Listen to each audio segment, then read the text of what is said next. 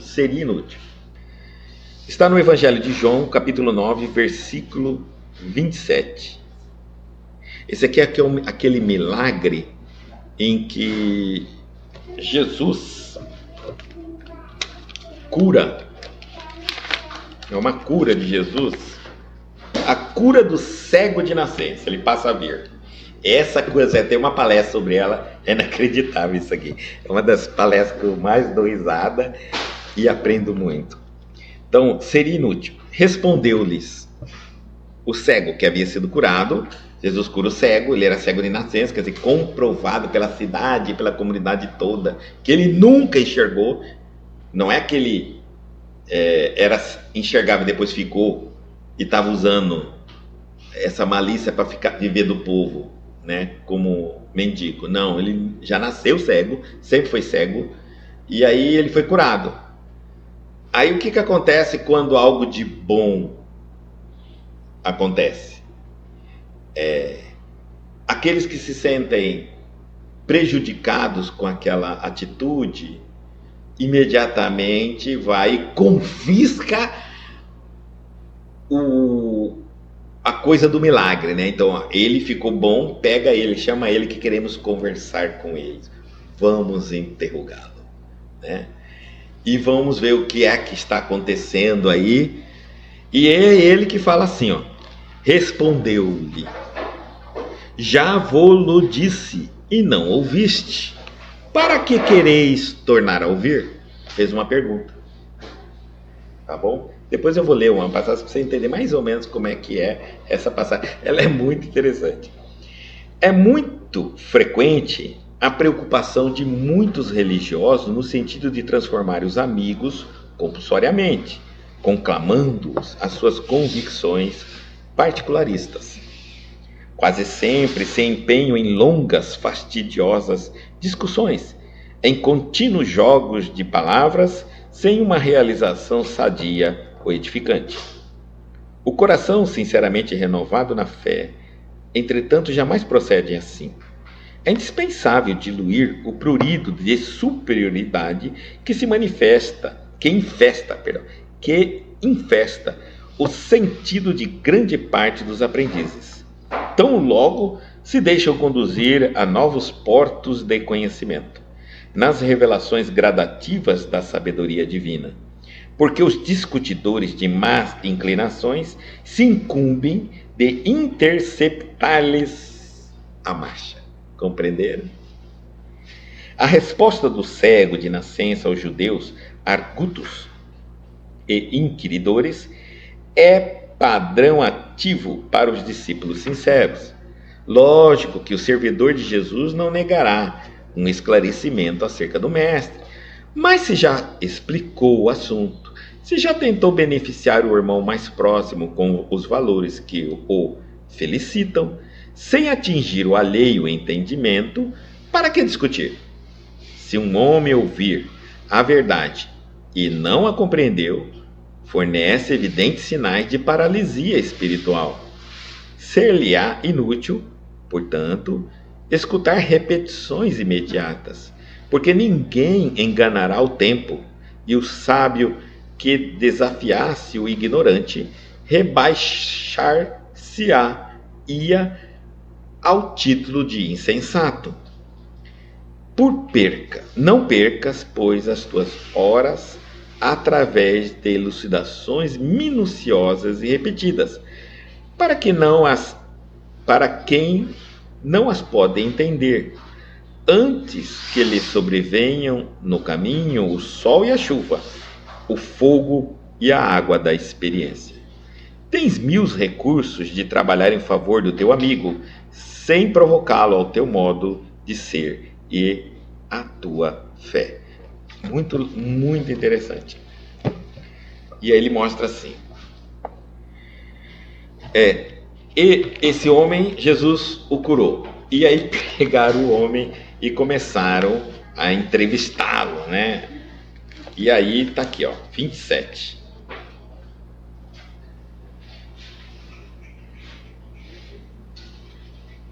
Aqui.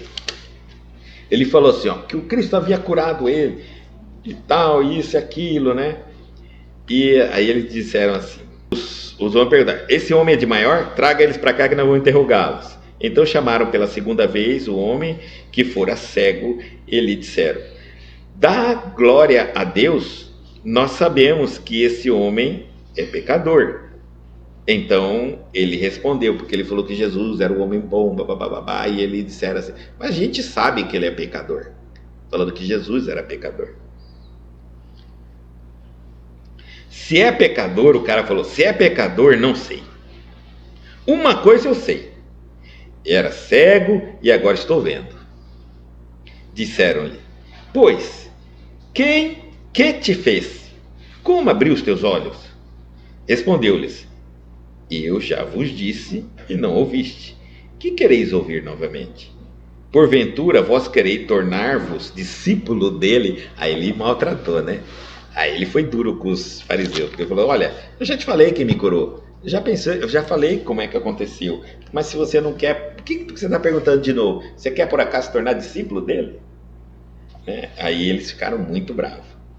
Então, aqui diz assim, vamos interpretar essa passagem. É muito frequente a preocupação de muitos religiosos no sentido de transformar os amigos compulsoriamente, conclamando as suas convicções particularistas. É muito natural a gente ver os religiosos debatendo, querendo trazer o outro, movimentar o outro para a sua fé.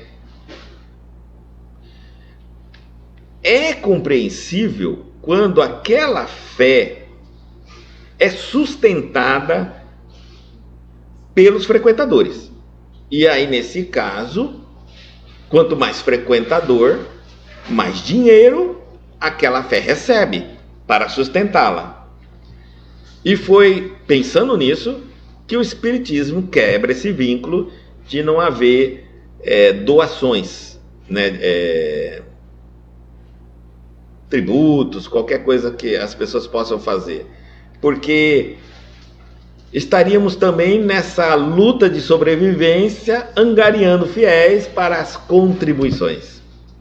Então, tudo que entra dinheiro já fica dúbio nas suas colocações. Tem que ser algo que não almeje a parte material. Eu, particularmente, digo que isso é o primeiro item para que a gente não entre no engodo. Mas muita gente não assim aceita e prefere entrar, né? Eu sempre digo assim, quando eu ouço alguém falar algo, eu digo, quanto essa pessoa, essa organização, essa religião recebe para falar isso, para ensinar isso? Quanto que eles estão recebendo? O que eles estão ganhando? Então, é muito frequente a preocupação de muitos religiosos no sentido de transformar os amigos compulsoriamente, conclamando-os às suas convicções particularistas. Quase sempre se empenham em longas, fastidiosas discussões, em contínuos jogos de palavras, sem uma realização sadia ou edificante. Aí é que ficam em discussões, debates, né? E no final não sai nada, porque ninguém realiza algo edificante, tá certo? O coração sinceramente renovado na fé, entretanto, jamais procede assim. Então, se eu já estou renovado da minha fé, se aquela é a minha fé que eu defendo, que eu gosto, eu não preciso converter ninguém. Então, eu não me interesso por esse tipo de debates. É indispensável diluir o prurido de superioridade que infesta o sentimento de grande parte dos aprendizes, tão logo se deixam conduzir a novos portos do conhecimento nas revelações gradativas da sabedoria divina. É normal que a gente vê quando a pessoa começa, adentra na religião, ou num caminho, ou num cabedal de conhecimento, né? Ela já se enche do prurido de superioridade. Ela já começa a achar que ela é mais evoluída que os outros, está acima dos outros, é melhor que os outros. E ele fala assim, isso aí infesta o sentimento de grande parte dos aprendizes. Ele acha que é diferente, é melhor que os outros. E aí ele disse assim, e ele esquece que ele acabou de chegar. Muitas vezes ele acabou de se tornar aquele aprendiz. Aí ele diz assim, ó, porque os discutidores, isso é perigoso, está dizendo, porque os discutidores de más inclinações, os maldosos, se incumbe de interceptar-lhes a marcha. Compreendeu? Então eu falo sempre assim para um novo aprendiz, um novo seguidor espírita. A primeira coisa que você faz quando você começa a adentrar na religião espírita, não conte para ninguém que você é espírita. E nem diz ainda, nem tenta converter ninguém. Porque aqui ele está falando aqui, discutidores de má inclinações se incumbe de ti, vai te interceptar. O que é interceptar? As trevas, não estou falando trevas só espiritual, tem pessoas encarnadas que são elementos dessas trevas aqui no nosso mundo. Elas estão de olho naqueles que despertam, acabam de despertar. E elas vão correr para interceptar, eu chamaria de dialogar com essas pessoas, porque elas sabem que como elas acabaram de despertar, elas estão começando a encher com aquele ego, quer converter todo mundo, quer dar sermão de moralidade para todo mundo, né? Eu falo, essa aí tá no ponto. Ficam na espreita, correm e vão provocar as discussões. Compreenderam? Por que eles vão provocar? Porque eles têm algo para falar dessas pessoas, para elas. Tipo, quem é você? Você não presta. Eu conheço você fez aquilo. Você não vale nada. Você não tem moral. Quantas vezes você já errou? Quantas vezes você já fez aquilo? É os de má fé, má inclinação. Por que elas querem fazer isso? Porque elas querem diminuir esse ímpeto da pessoa, enfraquecer, desmerecer e fazer a pessoa se desanimar e desistir da religião. Entendeu? Mas quem é o causador disso? Às vezes a pessoa, porque ela está tão influenciada com aquela fé, com aquele cabedal de conhecimento, que ela sai anunciando para todo mundo. E, óbvio, aqueles que são de má fé vão dizer, agora eu vou dar uma lição de moral nessa pessoa, porque para mim ela não é ninguém. Né? E não vai se tornar um santo só porque entrou numa determinada religião. E é por isso que a gente vai ver ele aqui, ó, falando para o homem que era cego, eu não estou achando agora, que, olha, que é isso? Eu conheço você é um homem, você não é um homem santo, você não é isso, como é que você está vendo isso? Quem que te fez isso? Né? Como que acontece essas coisas na sua vida? Então, mais ou menos assim, olha, você não é santo, o que vai dizer agora para mim que você é espírita, que você transforma em católico, evangélico? Você já fez muita safadeza, e começa a inundar a cabeça da pessoa até ela aí falar, não acredito, na minha terra, nem santo se prospera na sua terra, né? Não tem santo na sua terra. Aí a pessoa desiste. Então eu falo assim, olha, não grite sua fé antes de ter mais convicção. Espera se alicerçar mais. Você vai enfrentar muitas cacetadas. Deboches, brincadeiras. Constra primeiro com os atos, até com a maneira de falar. E depois ela vai, até se ela prestar mais atenção, ela já vai identificar. Mas às vezes ela não conhece nenhum espírito, então ela não vai perceber. Então ele diz assim, a resposta do cego de nascença aos judeus argutos e inquiridores é padrão ativo para os discípulos sinceros. Aprendamos a fazer como ele, responder para quem nos perguntam, né? Para esses inquiridores argutos que vão nos interceptar na fé. Descobre que a gente está frequentando, iniciou uma determinada fé, correm lá para debochar, para reprochar, para jogar um monte de coisa que você fez de errado, né? De forma para enfraquecer a sua caminhada. Porque se eles não estão caminhando, por que você vai caminhar? Não vai também, né? Onde existe um peso, ninguém levanta voo. Então, ele está dizendo, faz como cego. No máximo você fala uma vez. E se perguntar de novo, você fala, eu já respondi. E vocês não ouviram, por que vocês querem que eu responda de novo? Quer dizer, não adianta, né? Já entendi. Então a resposta do cego de nascença aos judeus argutos e inquiridores é padrão ativo para os discípulos sinceros. Responda assim. Na Bíblia já está até como a gente vai responder. Lógico que o seguidor de Jesus não negará um esclarecimento acerca do mestre. Mas se já explicou o assunto, se já tentou beneficiar o irmão mais próximo com os valores que o felicitam, sem atingir o alheio entendimento, para que discutir? Então você já fez. Já falou uma vez? Não entendeu? Ou deu início a uma possível discussão? Não toca mais no assunto.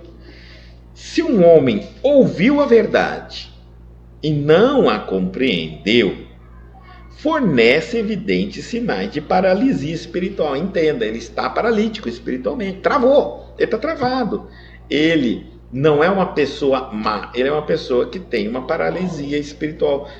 Com paixão por essa pessoa. Não raiva, não repúdio e nem desejos de maldade, mas entender, vixe, essa pessoa é doente. Ser-lhe-á inútil, portanto, escutar repetições imediatas. Ficar repetindo. Porque ninguém ganhará o tempo, ou seja, muitas vezes aquela verdade é necessário o tempo. Lembra das duas coisas que nós falamos na lição anterior, por isso que eu falo que uma completa a outra. A primeira coisa, nós não podemos esquecer, eu preciso de tempo, depois de experiência. Não tem como. Tá bom? Então, ninguém enganará o tempo. Talvez ele ficou sabendo daquela informação ali na hora. E ele vai levar muito tempo a entender o que isso significa. Não é que ele é mau, não é que ele não aceita, não é que ele está paralisado espiritualmente. Ele não vê nem sentido naquilo que você falou. Se você falar algo espiritual para uma pessoa não preparada, simplesmente ela não entende. Ela não acha nem ruim, nem bom, entra aqui e sai aqui. Porque sintonia, lembra daquela coisa chamada sintonia? Um rádio só toca a música daquela determinada estação quando ela está na sintonia. E ela toca qualquer estação. Se ela está em outra sintonia, ela simplesmente não toca. Mas a onda está ali. Ela só não traduz aquela frequência. É isso. Só, mais nada. Então, ela está em outra sintonia. E aí ele diz assim, porque ninguém enganará o tempo, e o sábio que desafiasse o ignorante baixar-se-ia ao título de insensato. Se você que conhece vai discutir com quem não conhece o assunto, não dá. Aí é você que está perdendo tempo. O quem conhece que está perdendo tempo. Porque quem não conhece está fazendo o que ele sabe, reagindo como ele sabe, brigando, discutindo, porque ele não entende aquilo. Mas quem entende não briga e não discute. Porque ele entende por que o outro não entende e já enxerga que ele não entende. Então como é que você vai brigar com ele? Não tem. Ele é o ignorante. Ele não sabe que não entende. Ele só não entende. E não sabe que deveria entender. Né? Então ele está falando, tentando pegar aquele conhecimento. E você entende que ele precisa ter paciência com ele. Ficar repetindo. Inclusive isso até irrita, tá? Até irrita. Antes que lhe sobrevenha o caminho do sol, chuva, fogo e o ar da experiência. Está falando bem claro. Tem que passar os dias, tem que passar. O aprendiz, o seguidor do Cristo, tem que desenvolver a virtude chamada paciência. ciência para conseguir valorar o tempo e se beneficiar do tempo, inclusive alimentando a alma, o espírito, através da energia prana presente. Porque quando eu não estou presente, nem respirar devidamente eu respiro, nem me alimentando da energia universal eu estou. Compreendeu? Então eu preciso desenvolver muito a paciência para conseguir entender como é importante o agora. Muito importante. Importante para eu respirar. Graças ao agora e a qualidade da respiração minha do agora é que eu tenho amanhã. Do que eu estou comendo, é a qualidade da minha comida que me dará saúde amanhã. De como estou dormindo, de como eu estou vivendo, de como eu estou me ocupando no presente. O presente é o começo do futuro. Quem não está no presente, quem não está com a mente no presente, não alcançará o seu futuro. Ficará só na cabeça. E é onde a gente está vendo a quantidade de espíritos no mundo espiritual que não viveram o presente, por isso estão em conflitos no mundo espiritual. Último parágrafo, tens 1000 recursos, porque antes de você falar assim, então não tem como ajudar uma pessoa que eu gosto. Não tem. Ele diz assim, tem 1000 recursos de trabalhar em favor de teu amigo, sem provocá-lo ao teu modo de ser e a tua fé. Ou seja, existe 1 milhão de maneiras de você ajudar uma pessoa sem falar para ela que ela tem que pensar igual a você e que ela tem que te seguir ou te imitar. Não, sem isso. Tá? Porque isso é proselitismo. E não funciona. Tá certo? Não funciona. O proselitismo causa problemas sérios, até psicológico, tá? Se eu pegar uma pessoa e colocá-la numa fé, convertê-la na minha fé, ela vai ser uma idólatra.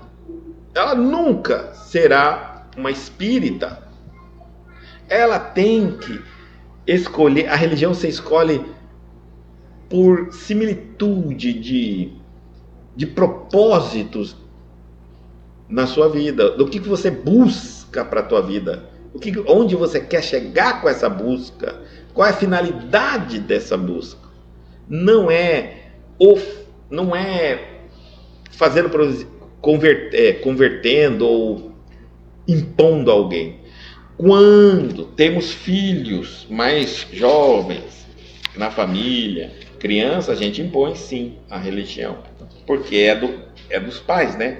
E ele vai entregar aquilo que ele conhece. Ele não vai entregar uma religião que ele não conhece. Tá certo?